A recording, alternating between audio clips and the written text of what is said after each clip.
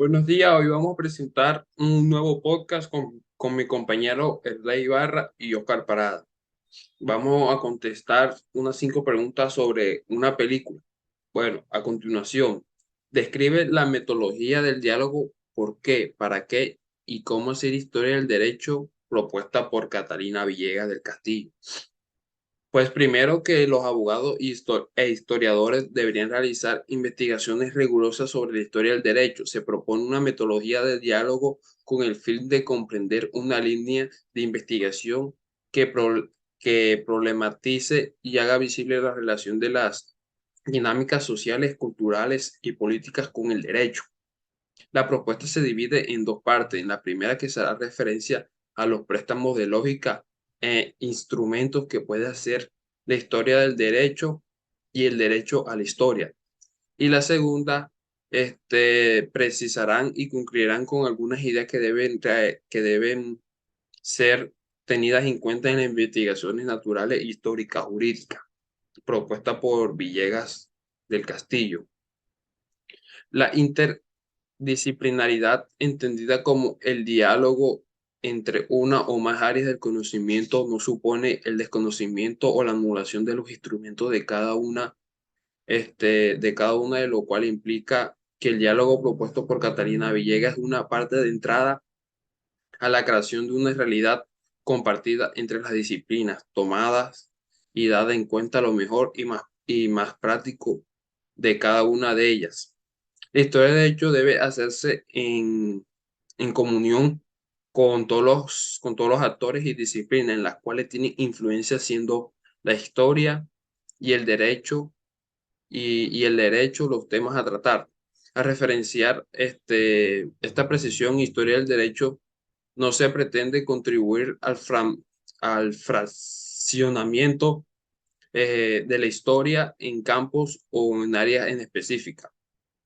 Se propone que ambas disciplinas se enfoquen en repensar los paradigmas significados, discursos en contextos sociopolíticos y económicos, con el objetivo de tener en cuenta, con el objetivo de mejorar la comprensión propia de la historia y brindar mejores y más luces en pro de lograr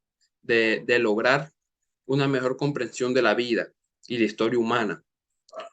También tenemos que tener en cuenta este, que somos seres, recuerden que somos seres políticos que nacemos, que desde que nacemos hasta que morimos. Ahora siguiendo con la segunda pregunta, que dice brevemente describa la película y los hechos que se narran en ella. Pues esta película cuenta la historia de un numeroso grupo de africanos que en 1839 viajan a bordo de un barco español llamado La Amistad, que son capturados para la esclavitud. Se amotinan y logran tomar el control de captadores con el objetivo de poder regresar a África. Sin embargo, atacan en aguas estadounidenses, donde las tropas de guardacostas les interceptan y al final son trasladados a la plataforma continental, donde van a ser juzgados por el homicidio de dos personas, además de la reclamación de los esclavos por parte de los terratenientes, al que apoya la corona, al que apoya la corona española. Un grupo de abolicionistas se hace cargo de la compleja defensa al ver una ocasión de oro para avanzar en la supremisión de la esclavitud. Ellos pertenecen en prisión esperando a que se celebre su juicio, en lo que en Estados Unidos piensa una auténtica contienda que confrontará al territorio completo y que generará un enorme desequilibrio en el sistema judicial. También los individuos que fueron juzgados, toda esa contienda no va a ser más que una gigantesca batalla personal, la batalla por los derechos fundamentales, la independencia. Resulta contradictorio que ahora que abunden los films de entretenimiento, sea de Spielberg, y que propongan temas que apelen a la conciencia, al igual que sus demás producciones. Amistad es una película muy visual, con esa bella fotografía de fuertes contrastes en los que los personajes aparecen este, bañados, bañados en luz y con una historia única en todas sus matices. Interesa bastante, capta y atrae al público que lo observa. También en la película hay partes que la película que carecen de ritmo, tal vez pues para algunos sea algo larga o tediosa de ver los personajes que se desentonan con el drama, que no le gusta. O también hay un poco de desarrollo de esto, también de lo que dije anteriormente. Con el de Morgan Freeman, pero las más grandes interpretaciones y las ideas revolucionistas del guión mantienen la atención del público. También a lo largo de la película se presentan diferentes barreras en cuanto a las comunicaciones y el desarrollo de los mismos personajes, como el hecho de los esclavos que no saben hablar castellano ni inglés. Sin embargo, por son son tratados por igual en el sistema judicial, que es ajeno a ellos, y que en algunos sectores de la sociedad de estos mismos esclavos son considerados propiedad de alguien más no un ser humano en pleno derecho para la época. De modo que los defensores abolicionistas, siguiendo los consejos del personaje del señor Anthony Hopkins, logran dilucidar a las personas como tal, mas no a la propiedad, que esperando mantener el estatus que anhelen, conserva sus privilegios como sociedad, dando por sentado la superioridad moral, física e intelectual con respecto a los otros esclavos. Paradójicamente, Adams y Calhoun sirvieron como presidente y vicepresidente en un mismo mandato y ambos permanecieron Partido Demócrata y Republicano. También la película revivió el debate sobre el cine de la historia, las libertades que asume, las injusticias que trata y puede cometer esta película sobre el horror de la esclavitud, así como existen películas cuyas temáticas en el holocausto y los extremos de degradación a la cual puede llegar el ser humano. Ok, buenos días, tardes, noches, el momento en el que estén viendo este video. Mi nombre es Rey Ibarra. Les voy a hablar sobre los puntos 3 y 4 del examen. Muchas gracias a mi compañero Jorge Chantrit por cederme la palabra. Y el punto 3 dice, identifique un tema relacionado con la historia del derecho que esté presente en la película. Ok, el tema relacionado con la historia del derecho presente en la película es la abolición de la esclavitud. Pues sí, la evolución de la esclavitud, pues porque fue un momento o en algún momento de la historia humana y del derecho se consideró un modelo económico y social que pretendía la supervivencia de aquellos que contaran con la capacidad de estar al frente de las sociedades, ¿sí? Entonces, ¿cómo se justificó la esclavitud africana? Principalmente en este caso, cabe señalar o resaltar que la esclavitud fue reconocida oficialmente pues en ese momento en Europa, pero lo que hicieron fue atrapar a los africanos. Entonces, sí, capturar a los africanos. Entonces los europeos, para justificar este riesgo, recurrieron a fuentes griegas, romanas y teológicas para, pues, para conseguir adaptarlos al colonialismo moderno. Entonces, para los europeos del siglo XV, la esclavitud tiene una larga tradición y exactamente tiene tres funciones. La primera función es la filosofía, que pues según la filosofía la esclavitud es la tesis de la esclavitud natural, como señaló pues Aristóteles. Eh, hay- Este señaló que hay ciudades irracionales, perdón, y y ciudades bárbaras, en las cuales los esclavos son esclavos naturales sujetos al gobierno nacional racional y civilizado, o sea, el gobierno de las ciudades nacionales racionales y civilizadas.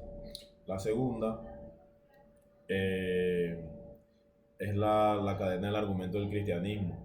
Pues en el cristianismo las personas son inherentemente iguales y libres, pero cometen un pecado original. Entonces la contienda en la tierra es dada como un castigo de Dios. Entonces apareció entre otros la esclavitud, que en el caso del cristianismo es negativa, pero legal en algunos casos.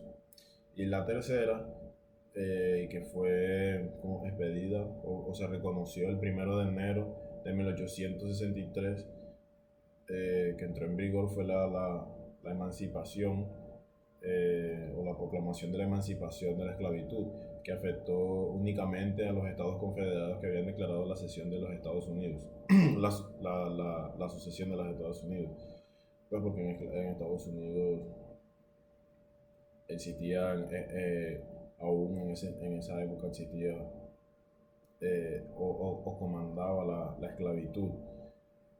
También existían otros estados esclavistas que declararon lealtad a los Estados Unidos con la Unión. Pero bueno, con esta medida Lincoln debilitó la mano de obra, así como el poder económico y político de los estados rebeldes. Entonces al final Washington ganó, finalmente se terminó con la esclavitud y Lincoln pasó a George Washington pasó a la historia como el mejor presidente de los Estados Unidos. Ok, continuando ya con la cuarta pregunta. Como aduce Catalina Villegas del Castillo, presenta una relación de circunstancias políticas, económicas, sociales y culturales que expliquen el hecho o fenómeno jurídico que se pretende estudiar. Catalina Villegas del Castillo en el 2009 dijo: lo que se trata es de tomar únicamente aquellos acontecimientos que efectivamente ofrezcan una explicación del problema de investigación planteado, y no como tradicionalmente se hace, de hacer un listado, una enunciación de circunstancias sociales, políticas o económicas que no guardan relación alguna con el problema de investigación. Algunos de los principales motivos sociopolíticos y económicos que llevaron a la abolición de la esclavitud fue, como se ha mencionado, la consolidación de los estados de Norteamérica en una sola nación, sumando a las rebeliones independentistas en Latinoamérica. Todo esto comenzó un cambio de paradigma en la sociedad global, viendo a todos los hombres como sujetos de derechos, siendo capaces de modificar el concepto de propiedad y llegar a lograr una equidad entre las personas. Ya para finalizar, unos datos adicionales eh, que podemos destacar es que la esclavitud se remonta a la edad antigua, aunque no de forma equivalente en todas las civilizaciones, pues su origen histórico proviene de la práctica de aprovechar como mano de obra a los esclavos cautivos en las guerras, y también como otra alternativa, pues era también muy usual era ejecutarlos. Después de considerarse la declaración de emancipación impulsada por el presidente Lincoln, el modelo social y económico global se convirtió o se cambió en dirección de un modelo democrático, social y capitalista que ha sido el motor del desarrollo de la sociedad hasta nuestros días. Eso ha sido todo, muchas gracias. Lo dejo con mi compañero Oscar Parada para desarrollar ya el último punto de este parcial. Y muchas gracias por su atención. Hasta luego. Para finalizar, quinto punto, cito textualmente: los estudiantes deberán analizar el tema seleccionado a la luz de lo estudiado en clase sobre mínimo 3 de los siguientes autores estudiados en clase. Primeramente, según el pensamiento marxista, el modelo socioeconómico esclavista es uno de los métodos de organización sociopolítica de las sociedades precapitalistas. En ellos, la producción la realizaban principalmente personas que eran privadas de sus derechos y convertidas en esclavos forzados. Este modelo de producción fue muy utilizado en las civilizaciones clásicas de Grecia y Roma y es en parte responsable de sus altibajos. No debe confundirse con la esclavitud, que existió como fenómeno social desde tiempos inmemorables y existió oficialmente hasta el siglo XIX. El modo de producción esclavista es una organización social en la que los esclavos son la principal fuerza laboral y productiva. Sin embargo, los esclavos no recibieron más recompensa por sus esfuerzos que un techo y comida. En este sentido, se trata de un modelo preindustrial en el que el esclavo ni siquiera se le paga por su trabajo, pero al mismo tiempo sus necesidades son mínimas. Deben ser satisfechas por el dueño o el amo. Las clases sociales dignas de distinción en cualquier modelo esclavista son dos: hombres libres que pueden poseer territorio, propiedades, ciudadanía y heredar herencias a sus descendientes, que incluso pueden incluir algunos esclavos. Por otra parte, estar esclavo son ciudadanos de la última categoría, privados de derechos y acceso a beneficios. Sin hablar de derechos de ciudadanía o participación ciudadana además. No son más que objetos, y así sucesivamente, según sea el caso, por el resto de sus vidas, hasta que hayan cumplido varios años de trabajo esclavo o hasta que puedan pagarle a su amo una cantidad igual al valor de su cabeza, que compre libremente. Entonces el maestro puede proporcionar los documentos de liberación de esclavos. Maquiavelo, como segundo autor. Es peligroso liberar a aquellos que prefieren la esclavitud. Ellos poseen un patrón de comportamiento de las personas débiles y este es la servidumbre voluntaria, es decir, personas que eligen la esclavitud por su propia voluntad. Son las personas que no quieren ser más de lo que pueden ser, ni siquiera utilizar todo su potencial, entregándose a que otros dirijan el rumbo de sus vidas. Estos esclavos voluntarios siempre se sentirán incómodos si alguien intenta liberarlos. Bajo este argumento, entra en discusión otro concepto como lo es el de zona de confort, pues ellos piensan que es mejor permanecer en esta zona en contraste con tomar el riesgo de conquistar la vida de sus dueños y metas. No pierdas tu tiempo y energía tratando de rescatar a estas personas, siempre serán desagradecidas. Durante estos años, entre innumerables documentos relativos a sus misiones, Maquiavelo redactó en 1506 el texto Fantasías a Soderín, que anticipaba algunas reflexiones volcadas posteriormente en El Príncipe. Allí señala la importancia de que el accionar político se adapte a la realidad de los tiempos y a su vez a la posibilidad. Mediante este realismo político se denomina las circunstancias de formar que, entre comillas, cito, el sabio mandará sobre los astros. Y por último autor tenemos a Toriao.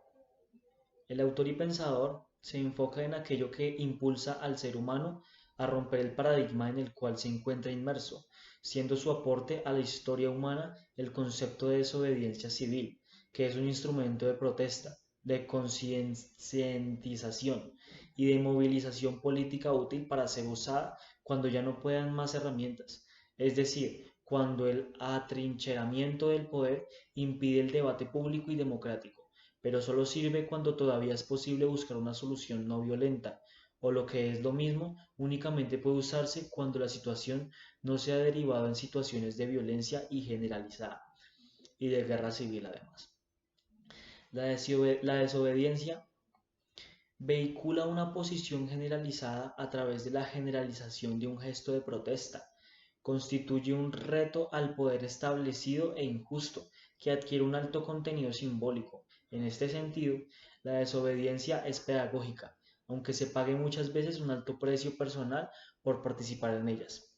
Siendo así, la desobediencia civil, planteada por Toriau, es resistencia al poder, basado en el individuo, pero con vocación de masas, pedagógica, con valor simbólico, no violenta, centrada en ámbitos donde el poder no espera ser retado, orientada a fines concretos, a la abolición de una norma, sostenible en el tiempo, coordinada, con tendencias altruistas hacia algo superior. Y así cerramos el punto de los autores.